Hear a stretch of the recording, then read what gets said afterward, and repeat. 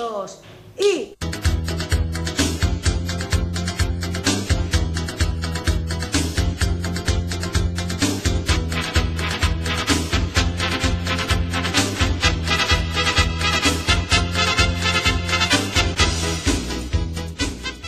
Spain, a country with culture and customs that can be seen around the world today. Spain is located on the border of the southwest region of Europe. The country sits on the Iberian Peninsula, which is surrounded by the Atlantic Ocean, the Bay of Biscay, and the Mediterranean Sea. While Spain is part of the Iberian Peninsula, it actually accounts for 85% of the peninsula itself. In addition to its surrounding water, Spain shares its border with other European countries, like Portugal and France, as well as the North African country of Morocco. At 504,782 square kilometers, Spain comes in third place in terms of largest countries in Europe. Put in perspective, Spain's roughly 2 times as large as the state of Oregon. Within the country of Spain, the bumpy and mountainous grounds of the Meseta Plateau characterize nearly half of its land. Madrid, the country's capital, is home to roughly 3 million people today. This city, along with Barcelona, now serves as one of the hottest tourist spots for people to visit when they choose to travel to Spain.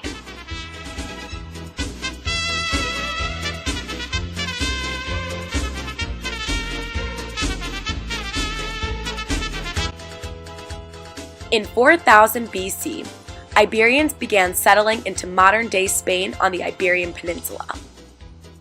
Around 3,000 years later, sailors from Lebanon came in to establish trading colonies. In 146 BC, Phoenicia fell, causing the Phoenician city-state of Carthage to take over the Iberian Peninsula. Eventually, Rome won the city-state in the Punic Wars and dominated the area for 6 centuries. But when the Roman Empire fell in the 5th century AD, nomads of Germanic people, called Visigoths, came in from Central Europe to rule Spain. Then, in 711 AD, Muslims from North America came in and occupied the Iberian Peninsula for almost 800 years until the Christians eventually drove them out completely. The Christian takeover, along with Christopher Columbus's discovery of the New World, marked a turning point for Spain. At the start of the 18th century, the Bourbon dynasty took power of the Spanish throne, which caused Spain to fall under the influence of France. That is, until Napoleon's army was defeated in the Peninsular War. Throughout the 19th century, Spain was split between the conservatives and the liberals. But when King Alfonso XIII stepped down, Spain was declared a republic. The conservatives' response ultimately sparked the Spanish Civil War, which lasted for about 3 years. It wasn't until 1975, when Spain was eventually taken over by King Juan Carlos I, did the country begin its evolution into a democracy.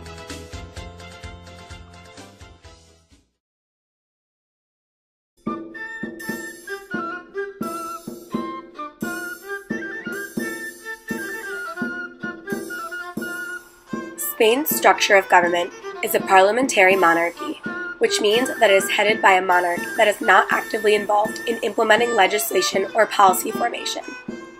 The monarch acts more so as a figurehead, whereas the prime minister is the person that carries our true governmental leadership. Mariano Rajoy is currently the prime minister of Spain. Spain falls somewhere in the middle on the political risk scale when compared to other nations. Political risk measures how much an investor can suffer as a result of a country's political instability. Catalan is an example of an autonomous region in Spain and even has its own language. Barcelona, which is one of the world's largest tourist attractions, is part of the Catalan region. Late last year, lawmakers in Catalan okayed a plan for eventual independence from Spain by 2017.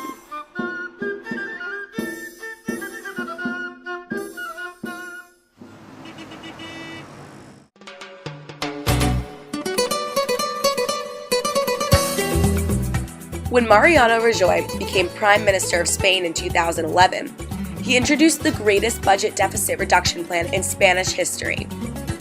In 2012, Spain's banking sector was bailed out by a $46 billion loan provided by the European Union.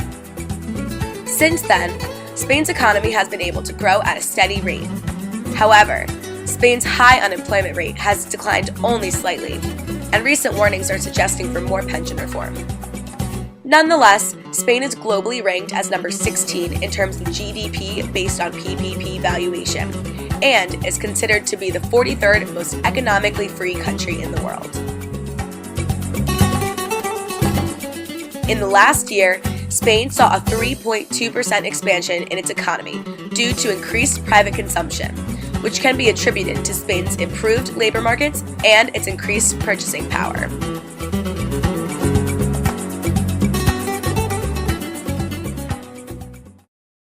I spent the semester studying abroad in Spain. People just have a lot of love and a lot of spirit in the city in general. It's a lot more common for them to enjoy spending time with their families. Being able to dedicate time in their day to go sit in a cafe or a bar with people they care about. They prioritize their family over pretty much everything. They tend to put family or friends first, not necessarily work.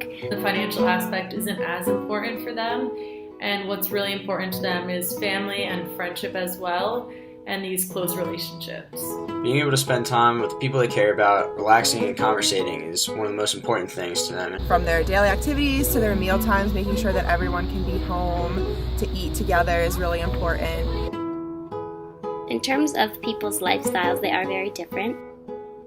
They do everything a little bit slower, so they're not as much of a rush as we are in America. They walk a little bit slower. I often find myself weaving in and out of people on the streets. No one's really in a rush, as opposed to when you go to New York City and people are always hustling and bustling, and they always look like they have a destination to go. Generally, everyone is more laid back and kind of less frantic or less anxious about work. Everything is very chill. Everything starts later in the day compared to the U.S. Like, they don't start working until probably 8:30 or 9. It's very common for people our age, college students, to live at home, and it's actually common for people to not move out of the house until they might be almost 30 years old. My house mom's son, he is about 40, he's 39, almost 40, and he still lives with her, which in Spain is very normal. They just take that extra time to spend with their families, to spend with their friends, to go to a bar and watch the soccer game no matter what time it is at night. You see families eating dinner at 10 or 11 o'clock and day is not starting till, well after 9. Some of the places don't close till 6 a.m., so it's a lot later. They take siestas every single day, like clockwork. They eat lunch and then they siesta for an hour or two. Often I'd want to go out and have lunch, but most places would be closed because of siesta. So they just like to be very laid back and relaxed. So family and relaxation are the two most important to them.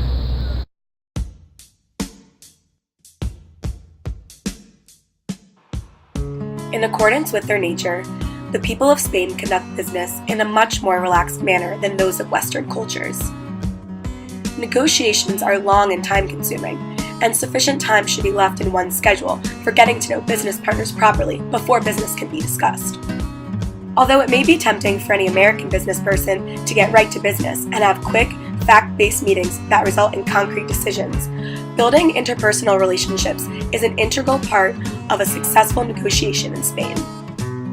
Going off of this, decisions are not usually made during meetings, and instead, this time is used for discussion and the exchange of ideas, unlike in the US, where the goal of a meeting is to come up with the solution.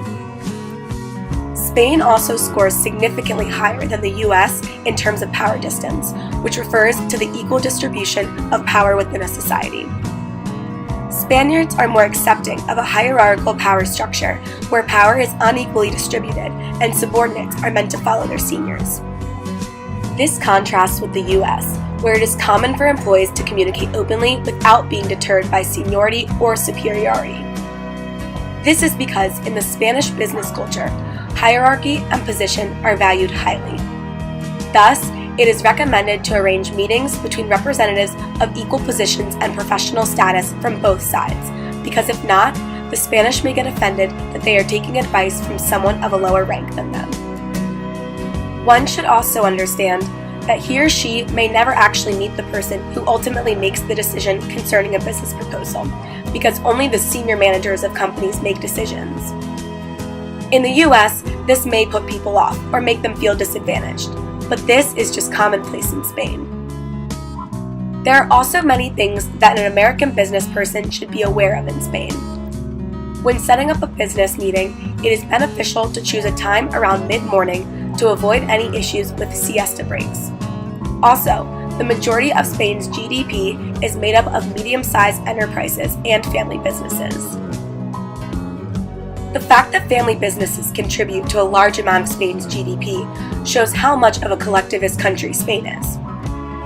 This also goes to show why building relationships before conducting business is so important in Spain, because in collectivist societies, individuals fully support only those people that are part of their in-group. Without building that personal relationship with the Spanish negotiator, one will be considered part of the negotiator's out-group, and the proposal will not work in their favor. This idea not only applies to business practices, but to everyday lifestyles as well. In collectivist cultures, group goals are valued more than individual achievement. When analyzing this in terms of expectancy theory, one can see that collectivism leads to a preference for personal ties over the nature of a job or its compensation. These beliefs and values also show that Spain is a fairly feministic culture. In feministic cultures, the dominant values are group harmony and quality of life, as opposed to masculine cultures where there is more of an emphasis on compensation and success in the workplace.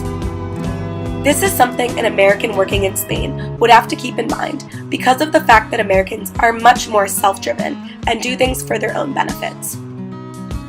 Since Spain is a much more feminine culture, this means that daily life, and especially the workplace, won't necessarily be environments for excessive competition. Americans are also motivated by the potential monetary rewards that their jobs will have to offer, as opposed to the friendships they will make along the way. Whereas Spanish managers like to work with and consult lower-level employees before making decisions. This American attitude will not work in Spain and will merely drive away the locals. Aside from gearing towards more collectivist values, there are other cultural aspects that an American would need to consider when moving to Spain as well. Unlike the US, Spain ranks very high on uncertainty avoidance, which refers to the extent that a culture can tolerate ambiguity. This means that Spanish individuals are not as comfortable taking risks, and they like to have rules for everything too. Change can also cause them stress, and confrontation is often avoided. This should be kept in mind when doing business in Spain because of the fact that the US is fairly low in uncertainty avoidance, which means that Americans are much more comfortable with taking risks and behaving in entrepreneurial or innovative styles. In terms of avoiding confrontation, this supports the idea that Spain is also a high-context culture in terms of communication. This means that in Spain, it is more important to read between the lines of what a person is saying, whereas in more low-context cultures like the US, it is more common to put a stronger emphasis on what people are saying as opposed to their actions. For example, silence in low-context cultures is a bad thing, whereas it is very normal in high-context cultures. In a fairly low-context culture, people are used to speaking what's on their minds. However, in Spain, if a person is upset, there are very few ways to tell based solely on what they're saying. Instead, it would have to be shown more through the context of their body language and actions. Directly disagreeing is also viewed as offensive in low-context cultures. This is something that any American employed in Spain would need to work on because that person could easily offend someone in daily life or in the business world without even knowing it, unless that person knows what to be looking for.